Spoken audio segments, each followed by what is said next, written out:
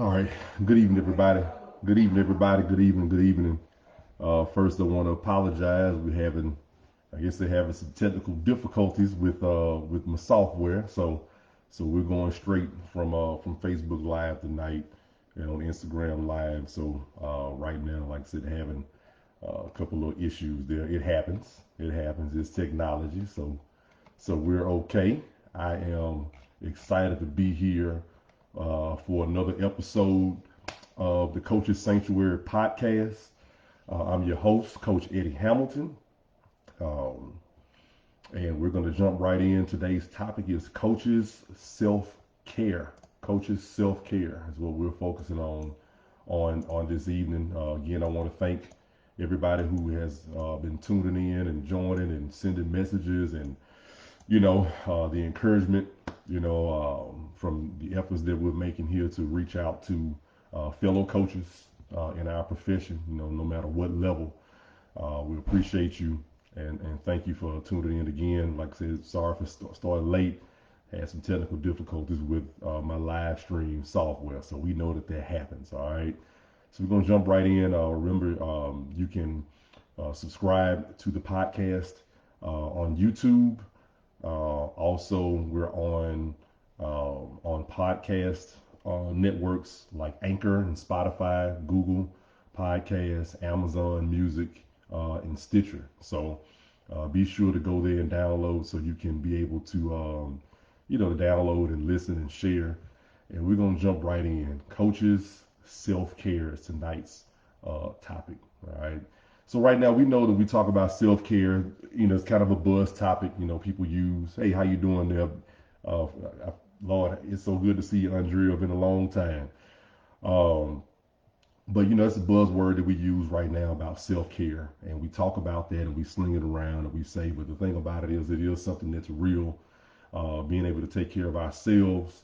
We deal with a lot of issues when it comes down to coaching, to being a mentor, being a coach, being a counselor, being a janitor, being a psychiatrist, being a event planner.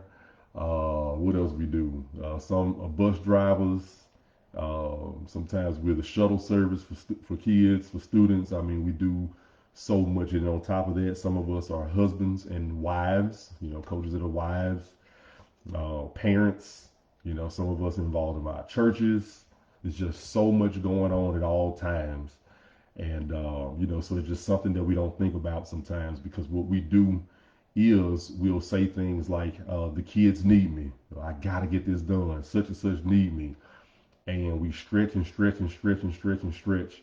And sometimes we don't pay attention to ourselves and what we need to make sure that we can continue serving others, by taking care of ourselves. We take on a lot of responsibilities. And so we just want to take a few minutes tonight to kind of address that.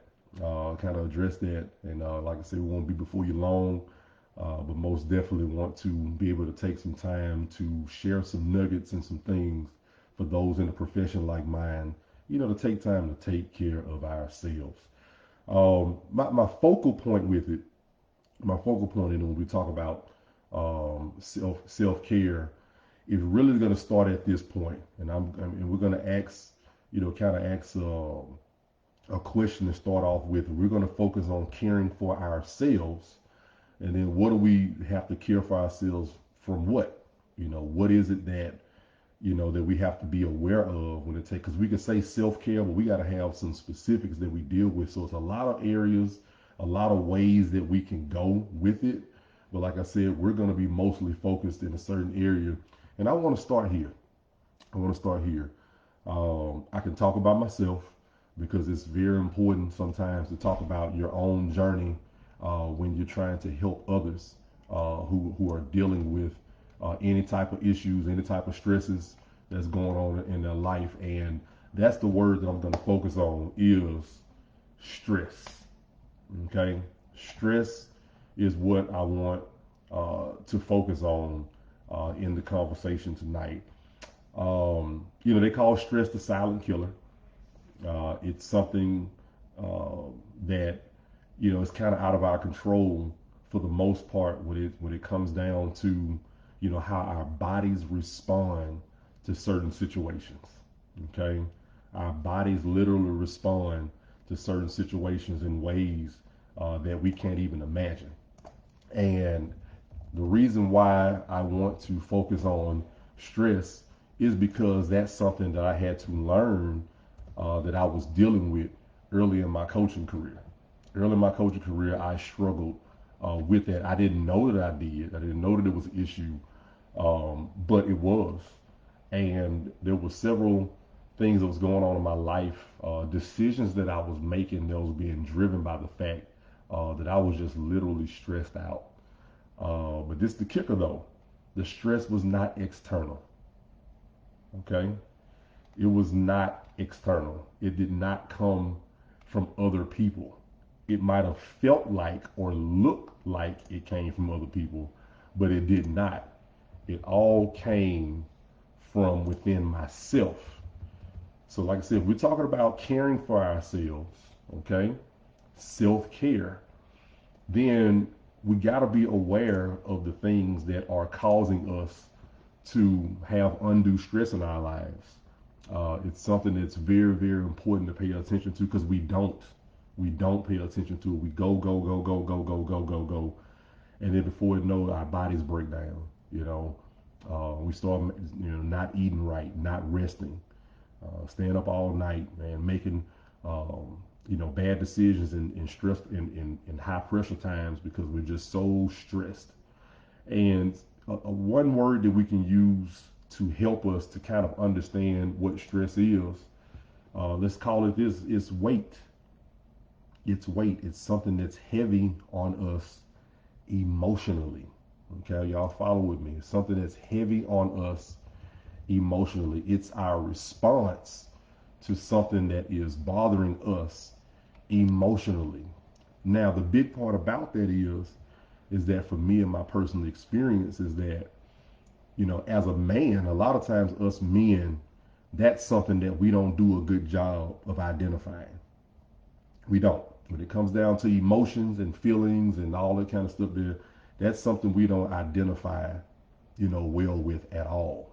It's something that we doggone just ignore because we just go, go, go, go, go, go, go, and go.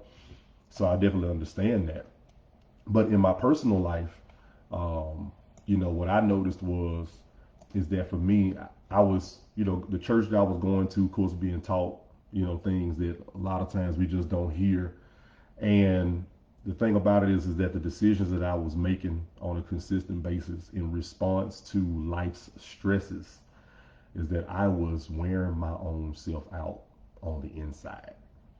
It was my mentality. It was my mindset. It was about what my goals were and, who I was trying to please and not really being focused on what my role was as a coach. Okay.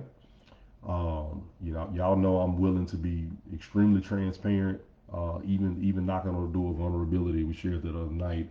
And, for me, I feel like it's very, very important to share those things in order to have somebody to understand, help them understand maybe what they've been going through in the sport of, in the profession of coaching. And so with that, I'll kind of go in another direction with this going here. Okay. So as coaches, we want to win, right? Yeah, we want to win. On top of that, we want to help kids get to school, right? Yeah, see if they can perform well enough at the high school level so they can get a chance to go to college, right? Yeah, okay. Then we have lesson plans. We have team meetings. We have, planning. We have practices. We have parent meetings, parent concerns. Students have to get the grades. Make sure that behavior-wise, they act right in class. And I can just go on and on and on to all these things that's pulling at us and pressing us down. Okay. So the question is right now we can start off is that what are the stressors? Are you able to identify and sit down, coach, and identify what is it that's stressing you out? Because different people have different stress points. There are different things that trigger us. Sometimes we're aware, sometimes we're not. But then what we need to do is we need to identify the stressors. Okay? What is it that's stressing me out? And then when I identify that, we have to be able to let others know. Okay? Now, by going that direction and saying, what are the stressors that I can identify? Okay? Different people have different stress points. Identifying those stressors first and then having someone to talk to, whether it's a good friend, a confidant, a therapist, or somebody to talk to. The benefit of that communication is it gets the weight off your chest by sharing those stressors. We have to be able to articulate and to be able to express what it is that's stressing us out. Because if we don't, we'll just continue to go and go and go and go. Even me, I laugh. Y'all look right here. I laugh at myself sometimes, and I say this right here, that's my job. That's my career right there. All right, y'all see? All right, that's what I say. That's my career, you know. And what you want to be able to do is identify what's stressing you, and then be able to talk about it with somebody in a safe place. Okay, that you can be able to not necessarily have somebody to correct you or fix you, but just get it off your chest. Okay, you want to be able to get it off your chest, because when you're able to share and discuss what it is, then now you can identify it and then you can deal with it.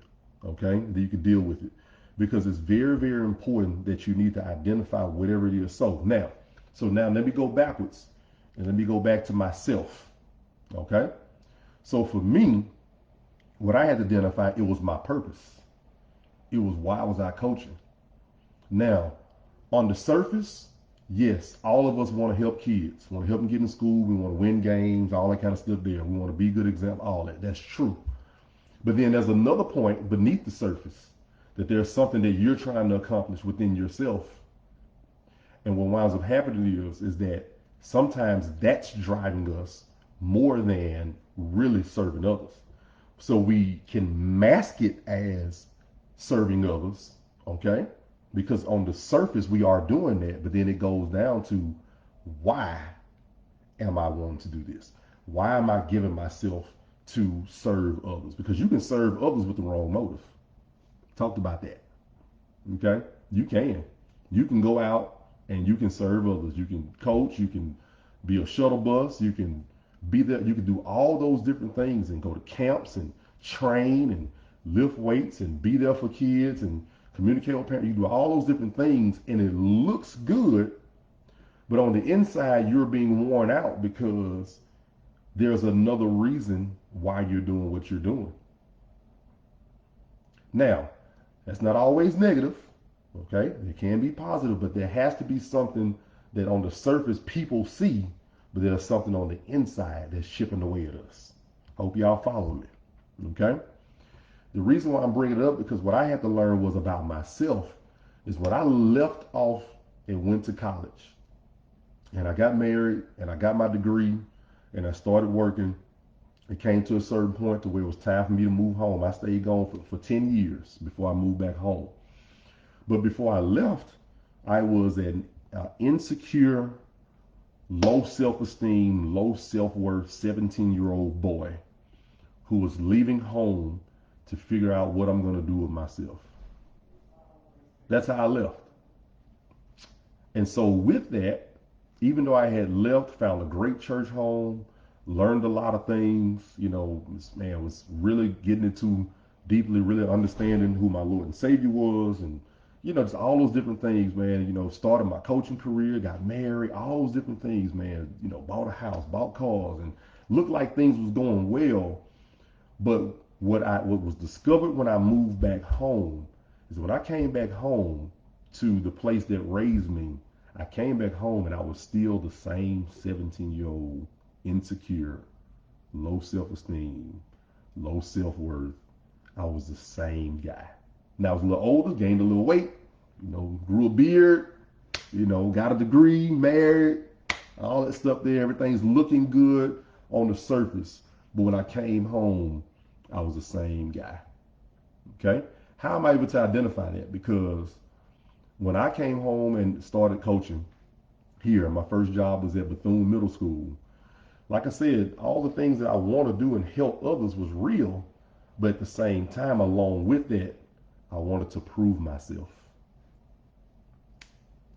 I wanted to show people that, hey, I know what I'm doing.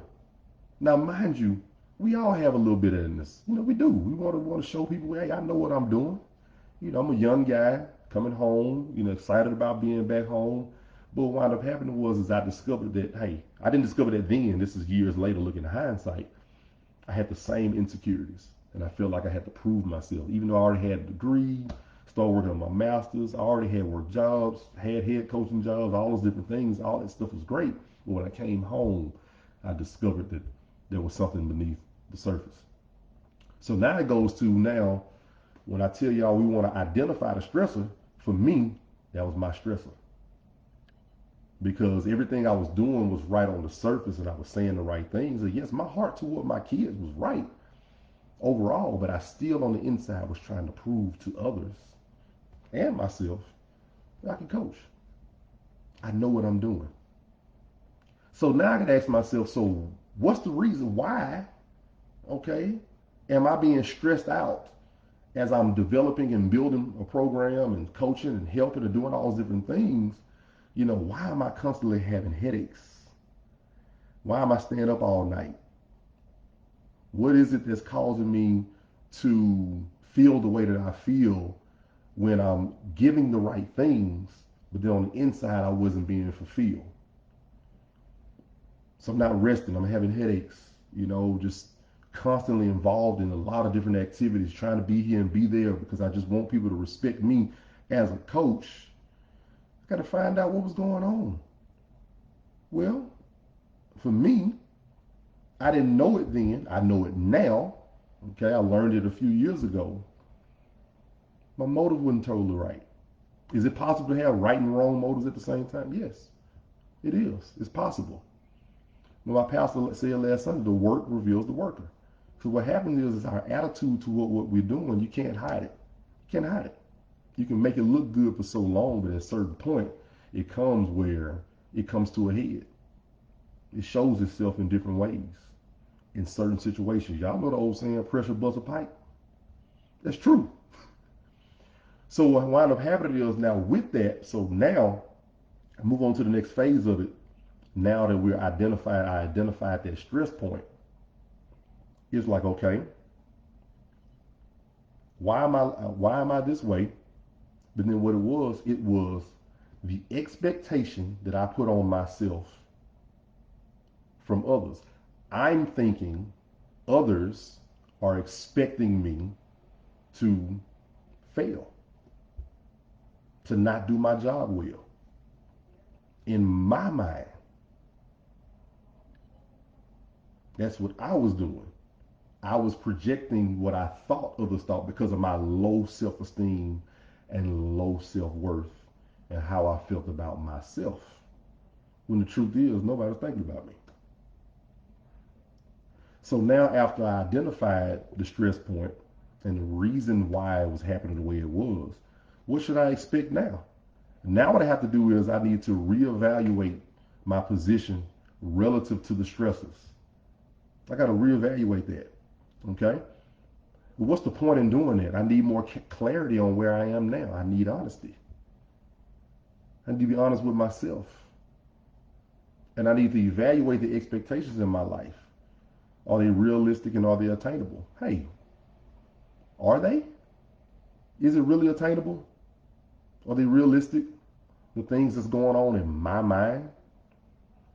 Well, the truth is, when it comes down to it, all that matters is the children that I serve. But I was worried about how I looked. Because we're humans, right? Right? We're humans. We do that. We do that to ourselves sometimes. And everybody's different. So this ain't for everybody. But for those that understand, they feel where I'm coming from. Sometimes our expectations, it's not us. It's what we think others are thinking about us. So now I'm at a point where, okay, I'm getting these headaches. I can't sleep. What in the world why is this happening? Why are we not winning?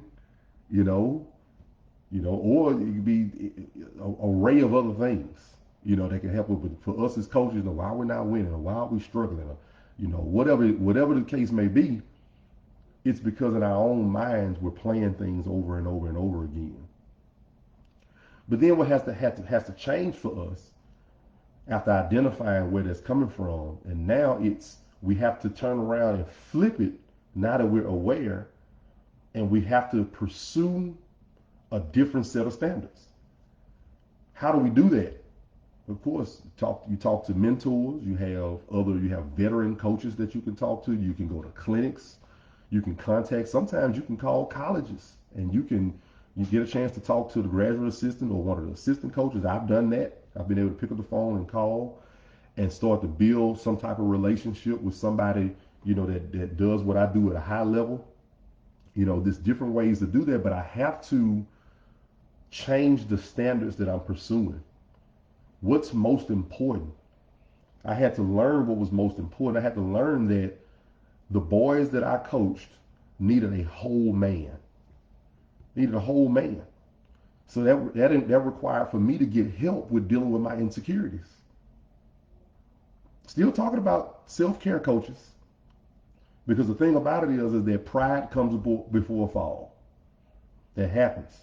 And guess what? Before I put myself in position to be taught these things, I walked in pride. I thought that I can handle it all by myself. This is while I'm in church, teaching Sunday school, playing the piano at church, married with a family, all these different things. I had to understand that I was walking in a high level of pride, thinking that I can handle it on my own, because I wasn't pursuing the right set of standards.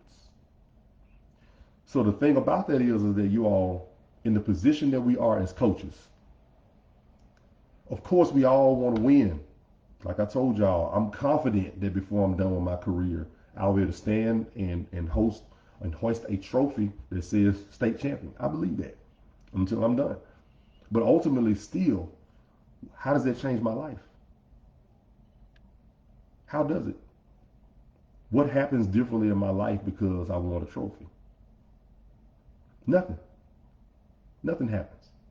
I haven't done it yet, but I've talked to guys who have won it.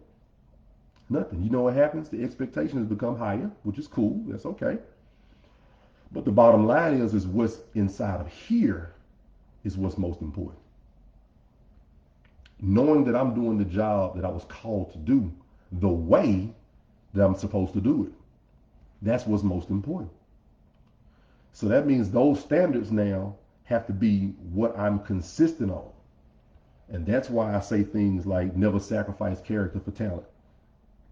That's why I'm able to say if you have somebody with a bad attitude in your program, a coach, a player, a painter, they have another agenda, because now you have the right agenda. You understand as a coach that, like for me, I know that I'm here to develop young men, no matter what direction they go in their life, that their character is ready to handle any situation that comes in their life. To be a husband, to be a father, to lead a family. That's my number one goal. Number one. So now that that's in front of me, now I have those standards set, and now all of my decisions are based on these standards. Now I'm able to walk and lead and have a program where I know that I'm giving the children or the student athletes exactly what they need, because it's not basketball that they need. It's not football. It's not soccer. It's not that. It's not the sport. Is that they have to have their character challenged to handle pressure. And then not just handle pressure, but to have an approach towards pressure that it's not even pressure to you. You're prepared. That's the number one thing. So then now with those standards set in your life, okay, what you're doing now, coach, is you're taking care of yourself, because now instead of other people's expectations that was in my mind, now it's my own expectations here and here that's there. And now everything that I do on a day-to-day basis is based off of what's inside of me and not anybody else. So now what am I doing? Now, less stress. I'm sleeping better because I know I'm making decisions that are best for the program. And I know I'm not cheating the kid. And I know I'm not lying to somebody, to a parent. Or I'm misleading somebody into thinking something wrong, because now I can rest mentally every single day in my mind. I can rest at night because I know I'm doing my job with integrity. Because now I have that set. And guess what, man? That's not normal. It's abnormal. It is. So it's very important, coaches, for us that as long as we're doing our jobs, those things, those responsibilities are not going to change. We will have the same responsibilities every day, because even after your job and your career, remember, before that, that's most important, is I go to a job to make money to take care of my family. My family is before anything else in my life. So when I go there, I don't put in my mind other people's expectations. I was hired to do the job the way I can do it, not the way people think I should. So with that, now what I'm doing is I'm resetting the bar within myself, and I'm dealing with the same issues every single day, but with a new mindset. And with a different mindset and understanding what my goal is, what are the pillars of my program, what is the mission, what are the vision of the program, what is it that we're trying to do on an everyday basis. Now what I'm doing is I'm bringing down the stress in my own life. I know it's a little different, y'all. I know it is. But I'm telling you right now, I sleep better now than I did years ago, when I allowed the teaching I got in my church, going through therapy, like I told you, like having some personal issues going on where I could have, lost my family. But I dealt with those things. And now I walk in full confidence in my day-to-day process, what I do every single day and how I approach. So now, when it happens, when I go after the standards that I need to go after, now I set new goals. Where do I go from here? Now, I change my goal sets. What am I trying to do? What is the big picture? What am I focused on every single day? And what I do is I let that dictate my decision making. So when I change what I'm focused on and what I see, I am caring for myself. Because now I'm not worried about what anybody else is thinking. And I'm doing what I know I was called to do. You understand what I'm saying? So I know this is different. Yeah, I know people probably thinking, man, take time for yourself, man. Go and, go treat yourself and go, it's all kind of stuff out there with self-care, all kind of things.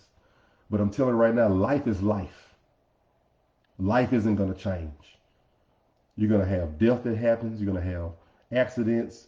You're going to have disappointments. You're going to have happy times. You're going to have, children, and, you get to buy your first home. All these activities, events, that's going to happen for anybody. But in order to relieve the stress in our life, coach, we got to change what we're focused on a day-to-day basis. Bottom line. It's easier said than done. There's more to it. I have more steps in the process of what I went through personally.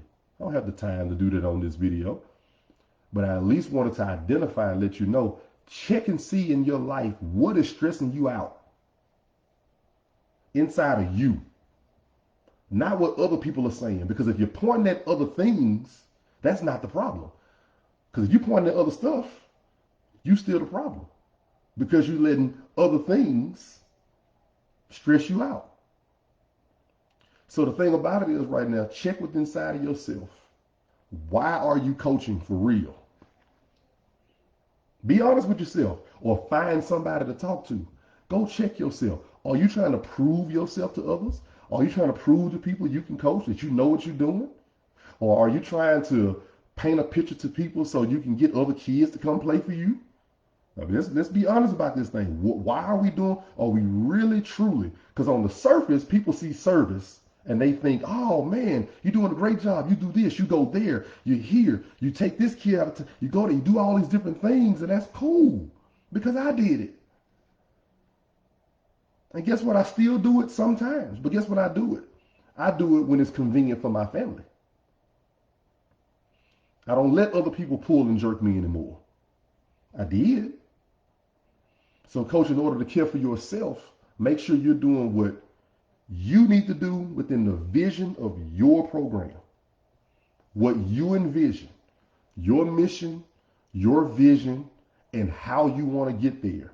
And you dictate your decisions every single day based on what it is that you set forth.